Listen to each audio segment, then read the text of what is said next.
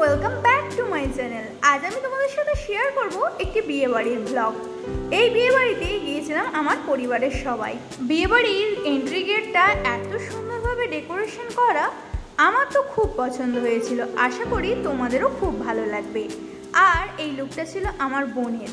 পাশেই বিয়ে বাড়ি, অথচ সেজেগুজে বেরোতে এতটাই দেরি হয়ে গিয়েছিল যে এন্ট্রি গেটে দেখতে পাচ্ছ একদম ফাঁকা ফাঁকা, কারণ বেশিরভাগ জনই খাওয়া দাওয়ার পর্ব চুকিয়ে বাড়ির দিকে রওনা হয়ে গিয়েছিল। ভিডিওটি অবশ্যই লাস্ট অবধি দেখো, আর আমার ভিডিও ভালো লাগলে অবশ্যই লাইক, শেয়ার অ্যান্ড সাবস্ক্রাইব করতে ভুলে যেও না কিন্তু। গেটটা বেরোনোর পর ছিল এরকম একটা বড় স্ক্রিন, যাতে লাইভ প্রোগ্রাম চলছিল। ওখানে অর্কেস্ট্রা করা হয়েছিল, আর বড়বউকে রিকোয়েস্ট করা হচ্ছিল একটা কাপল পারফরমেন্সের জন্য। পাশেই ছিল একটা বড় পুকুর, আর পুকুরের মধ্যে এরকম একটা ঝর্ণা দেওয়া হয়েছে। এরপরেই চলে গিয়েছিলাম খাওয়া দাওয়াতে। কি কি মেনু ছিল দেখে নাও তোমরা। খাওয়া দাওয়া শেষ করেই চলে এসেছিলাম আবার স্টেজের সামনে।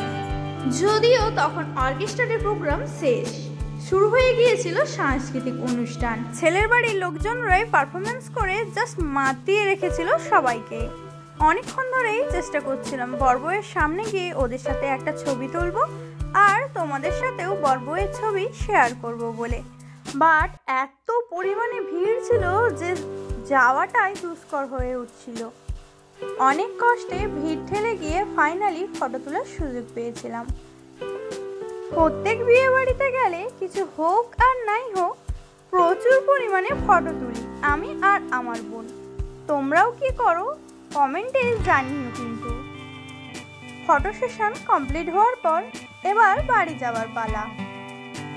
যেহেতু বাড়ির সামনেই বিয়ে বাড়ি, তাই আর কি হাঁটতে হাঁটতেই চলে এলাম সবাই মিলে বাড়িতে।